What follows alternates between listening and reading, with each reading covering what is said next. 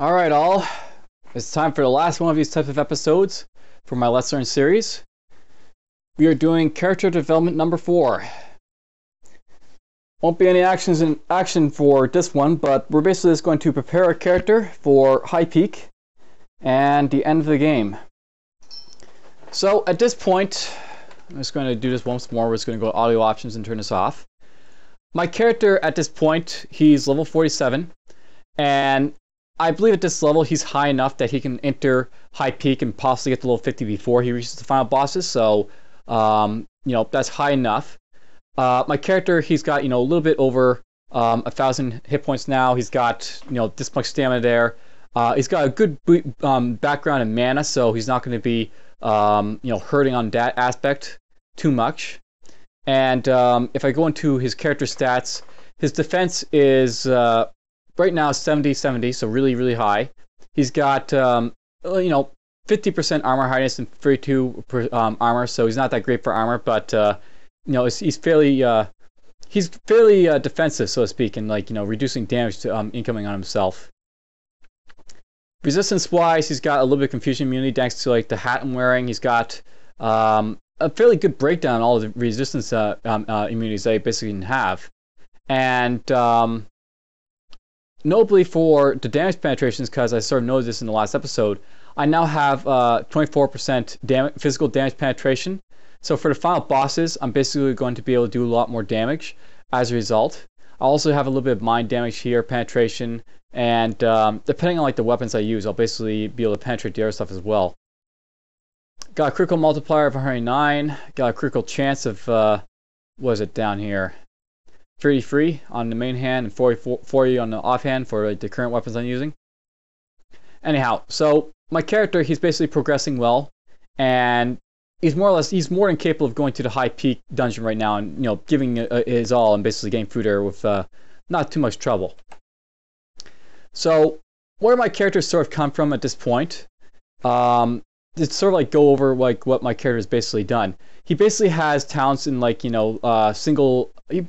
this character is basically developed to be a single target combat killing machine. He basically has a very low in abilities like sweep and whirlwind to sort of take on groups of enemies, and he's only got windblade here to sort of pick off a group of enemies. But he's got flurry maxed out. He's got dual strike maxed out. He basically has all these single target abilities, and this will be good for single strong enemy boss type enemies, and that'll be important in the last game. He also has abilities he's creating a blind speed here, so it'll give him a massive speed boost, or he has abilities such as essence of speed, which basically increases my goal speed by 45% naturally. There's also stuff like shadow feet here, which can increase my attack speed if I increase it, which I probably will.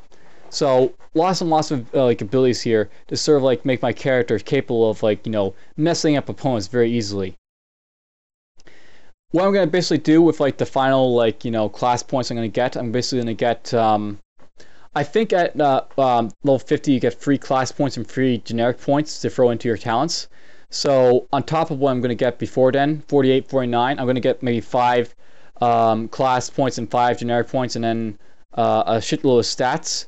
I'll probably get enough stats that I'll be able to bump this up to 35 willpower, along with getting this up to 60, and then I'll have everything else.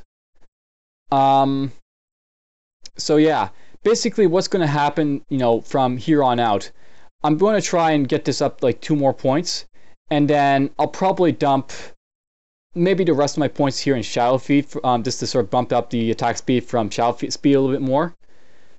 Along with that, over here in the generic side, I'm going to maybe drop a point here in Piercing Sight. I might drop 3 points here in Teleport, actually, potentially as well. But I probably won't do that specifically for this character. Another thing I might do is I might just drop a couple of points here in Wrath of the Woods, just so I have that quicker on cooldown. The faster basically the more points you put in Wrath of the Woods, the faster this comes off cooldown. And I can use this to sort of increase my damage or reduce it a little bit, even though its skills of willpower is still going to be used for my character. And technically I have trained a little bit of willpower, so it's not that terrible to invest in at this point. So yeah, not a whole lot to sort of do. I picked up my Prodigy Arcane Might. Arcane Might will be basically boosting my, basically what it does. If you, you basically have these like weapons, and you like look at them, and they have like basically uses stats, dexterity, and strength. On top of this dexterity and strength for these daggers, I'm actually going to be also using I'm also going to use basically magic on these weapons. So basically, each of these has like a 50% magic modifier on top of the other stats, and as a result, it'll do a whole lot of damage, as you know, as in combination with the other two. So lots and lots of damage is coming from these daggers, and it's going to be very good for like damage output on this character. All right, so what's sort of happening at this point? I just want to note that before you go into high peak, you basically can't come back out to shops or anything like that. So anything you want to do, you basically have to do it now. Right now, I'm outside of Urfil's Wondrous Emporium. That's the lost merchant I basically saved so long ago. And this is basically a good time to basically go in here. We're just going to make sure all our stuff is basically up to par. And let's see here. My nose is itchy, but you really can't help with that. He doesn't have, like, he has his burning star here, which is possibly useful if I could find a ring to put it in. I need a tier 3 ring, which I don't think I have for this character. So we really won't worry about it. I don't think we'll worry about the Vortorn amulet ear, so let's get rid of that. I never actually used this unflinching eye. And you know what? We're probably not going to use it anytime in this, from here on in, so we're just going to get rid of that. I don't think we need Vox, because I've already got a little bit of Science Immunity for my boots. Don't plan to take them off. This gives me a critical multiplier along with more stats, physical crit chance. That's not bad. I just think I'll putting this on maybe over one of these things down here. This over here, maybe. Anyhow, there's basically stuff I'm going to do, sort of like getting my character ready. And what you can basically do here at Urfil's Wondrous Emporium, he basically has his ability to make unique objects. So what about the unique object? So he basically says, normally I offer this service only to a truly deserved price, but for you, my friend, I am willing to offer a 20% discount, only 4,000 gold to make an utterly unique item of your choice. What do you say? So basically what's going on here, he basically is giving you the option to make special items for your character. If you're lacking in one of these like items like here, you can basically ask him to make you a better item to sort of like replace it with, so to speak. I'm going to keep this because it has like physical penetration on it. These are also worth keeping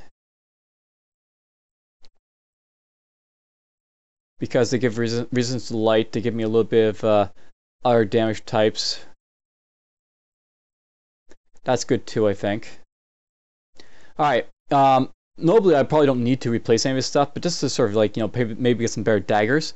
I'm going to basically demonstrate this with daggers, so yes please, unique item. Basically, you can ask him to make any of these like the type of items, so I can go weapons, and I can ask him to make any type of weapon for me for, 4,000 gold. So we're going to ask him to make a Vortorn dagger, and what happens is he actually makes you a unique dagger. So you basically have the option to, basically for 4,000 gold, get like a item of your choice that you want made. It's going to be random wherever it pops out, but this is what popped out for us. This is going to be kind of useful. Chance to remove a magical effect. That's not bad. The nearest cripple. So this is actually a very good dagger to possibly flaunt around. And it's also got mind penetration too. Nice. This is not a bad dagger. Yes, yes, please. We want to maybe name this Mind Ripper. So we basically had this dagger made for us. This is Mind Ripper, and it's an arcane disrupting force. Damn it! We can't use this because it's an arcane disrupting force item, so it's no good to us. So that'll happen sometimes. I'll note that for undead, you don't get arcane disrupting items because they can't use it, but arcane classes can, and it's kind of annoying for them, but well. I can basically just do this again while I have money. I can do this one more time because I have the money for it. And we can ask him to make another Vortorn dagger.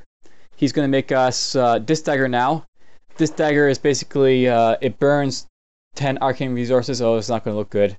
It basically has insidious poison on hit, accuracy, dex, light, fire, nature penetration, physical save, maximum life. Poison, Insidious, let's call that. And I was going to guess, but this is probably Arcane Disrupting too. No, it is not. Okay, so cool. So here's like a dagger that is basically made that I might just use from Urkus, or Uffro rather. This dagger basically has a huge amount of insidious poison that'll apply to targets. And, well, what else can I say about it? It's just an awesome dagger sort of used for that nature, basically. Let's see here. This is a cool dagger here because it does get, convert damage to darkness, but I'm wondering if I really want to use it. Inflicts pitting spirit poison upon a target, and it does like, decent damage output, but it converts most of my damage to darkness, which I'm not really going to use. So there's that to sort of like, hang it down. This one has the ability to basically slow targets, I think. Slows goal speed by 30%, which is, not bad. It basically slows down guys.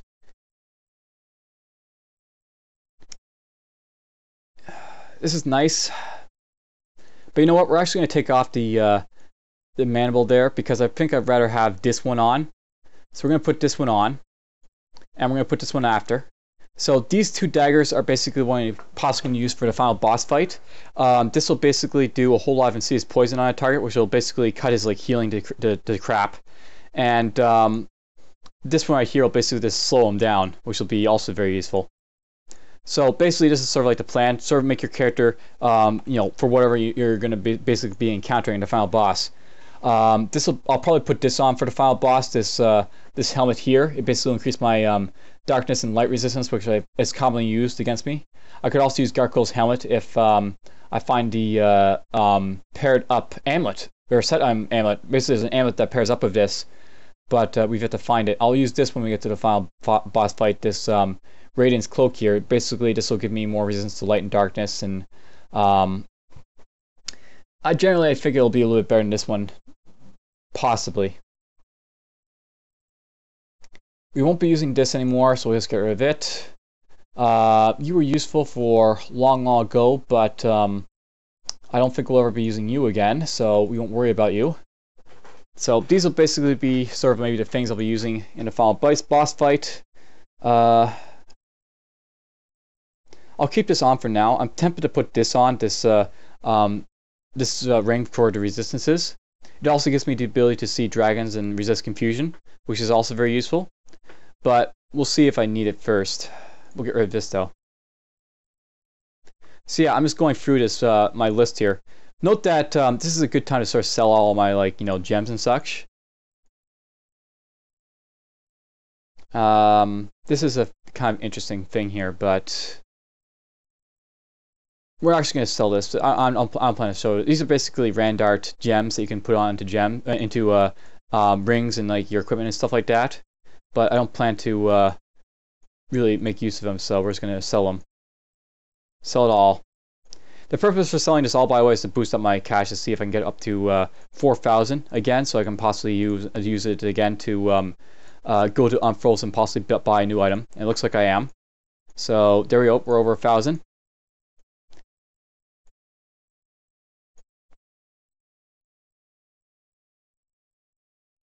By the way, we actually want to save this plot item here.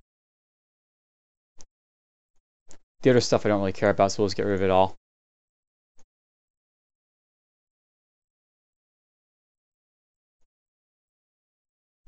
So we're well above 4,000, which means I can go to him and ask for another dagger type to see if I can possibly get something better than what I've currently got.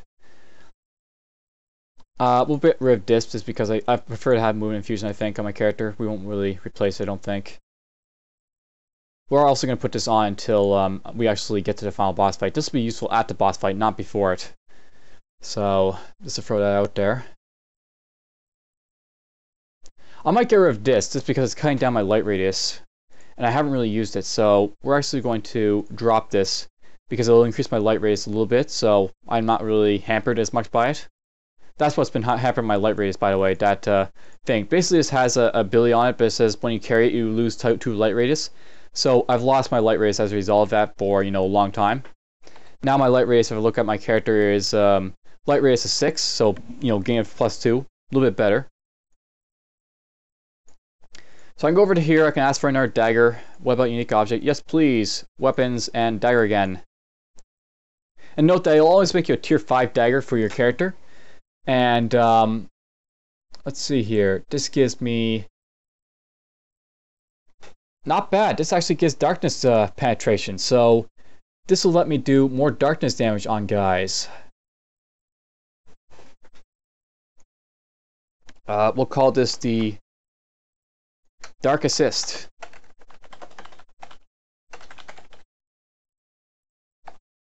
So this dagger. Alright, so I basically have these two daggers here. These are actually very nice to combine with each other. What will happen is I can like have like this dagger on and this dagger on, and I'll get more damage output if I then using say these two right here. That might be useful instead of trying to debuff the bosses. Or I'll still debuff them with Spit or Poison here, and I'll torment them. But those will basically be used in place of like say these ones over here. That might be a better idea to sort of go for. This also has a high damage output on it too. Yeah, I think that's what we're going to do. We're actually going to take these off now. These are nice daggers, and I might still want to use these, but I think preferably I want to use like say these two daggers instead. I'm pretty sure Dark Assistance will do more damage too, so we'll put this on like so. Have a look at my attack. I now have like 149 damage on my main hand, 119 on my offhand. That's fine. Basically, critical chance of 40% for each hand. Going to do a lot of like darkness damage. I've got 12% darkness penetration when I hit. A lot of the physical penetration. So this will be very useful, basically, to sort of rip through the bosses. I'll note by the way, if I check out my main stuff, like this is I'm going for my main stuff. So I still get a lot of damage with my current stuff. So this stuff still hits pretty damn hard.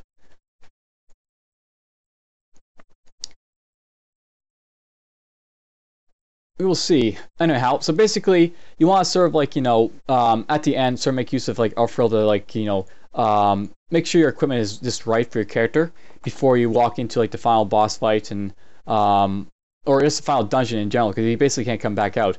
The same goes for like going to infusion shops or anything like that. If there's like any shops like that that you want to maybe visit, that you've yet to visit, I actually meant to go into the Fire Pearl here in Last Hope.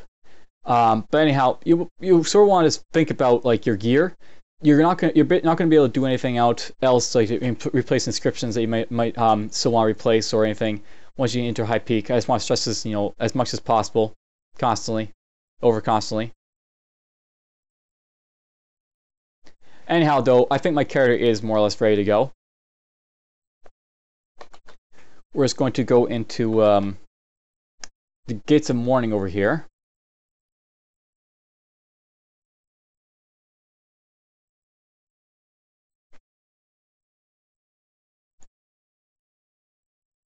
We're just going to go check out these shops, make sure I'm not missing anything from these, just to make sure.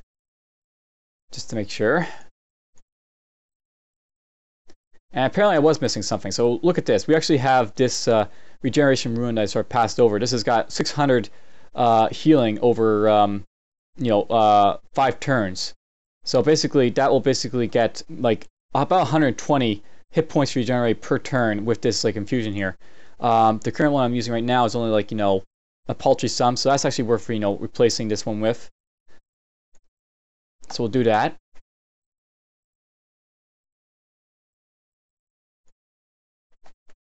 I could go to Angle and do the same thing, but I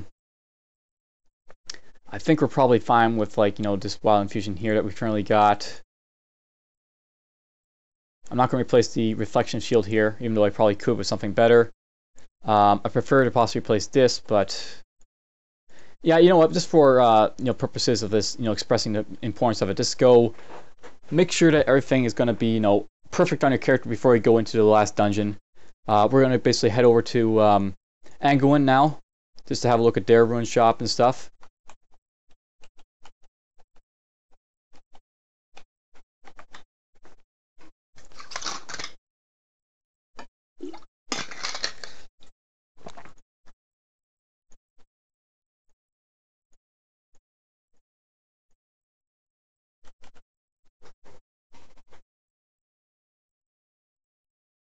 So I've got this like physical infusion here that I could possibly replace it with. I'm basically looking for physical infusions. Basically, wild infusions that recur physical are kind of important to sort of make use of on this character, because physical is probably the most detrimental type that I really have to worry about. I might use this rune here. No, no. So none of the stuff in here is really of interest to me, but this movement infusion, it has a cooldown of 13. That's a little bit better than 15. And it's basically comparable in everything else except for the pinning stun days that I really care about. Immunity afterwards, so we'll basically replace that one. What if I can actually talk to Lily? I've actually, there's always something new to learn. So basically she says nothing, blah blah.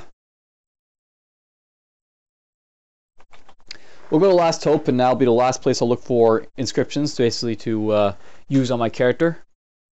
So we'll go this way. You know what, let's actually kill this guy, because I feel like killing these Ziggurat patrols. There will be a little bit of action. If you call this action, I call this, you know, brush shine these guys instantly. Like they're all dead already. Instantly. This one of these guys dropped this. This gives me physical crit chance. Wow. Critical multiplier 50%. So when I do critical hits with this, it actually increases it by a staggering 50%. Yeah, I'm really thinking about using it. And I will use it, I think.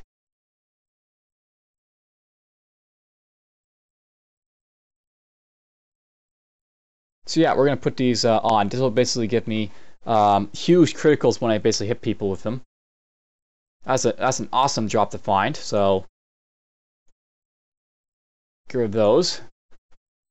No more Ruined Earth, but whatever, I wasn't really using Ruined Earth to begin with.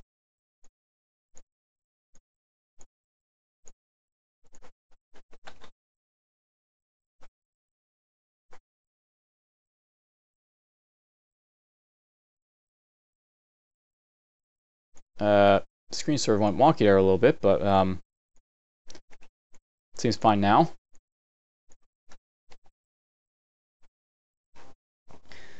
Here's a Hero's Infusion. I might want to make use of that. That's basically got... What this Hero's Infusion here does, it basically boosts up my life to 873. Okay, so I don't want me to use it over that one. So I guess I did look at it and was like, nope. I think that was the one I looked up and I was like, nope. Movement infusions, movement infusions. Here's one that basically goes 600% for cooldown 14%, 14%.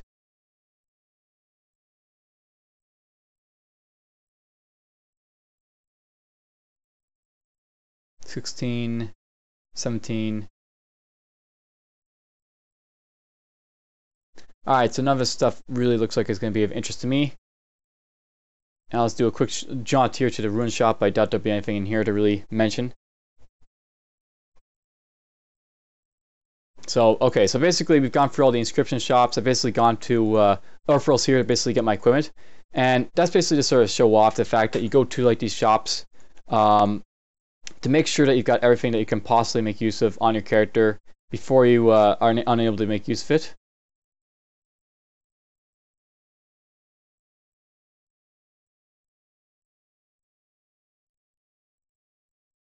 Kind of wish I had something to put this into, just Burning Star. Burning Star is kind of like the hat here I'm using, the Omniscience, because it basically lets you reveal terrain with it. But I mean, I've got the hat, so I don't really need it, so big deal, right? Alright, so that's basically sort of like the gist of what had to plan for this episode. There's not a whole lot to say. More or less, we're basically 3 levels off from the maximum level. And this episode was more or less just about making equipment for like the final instance before you jump into it. Once you're ready, basically head down to High Peak on the slime tunnels.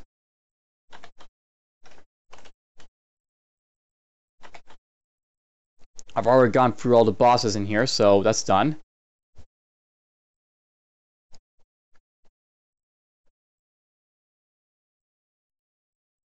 So basically, As you stand at the stairs, you feel this do or die one-way trip. If you enter, there is no coming back. So, big warning.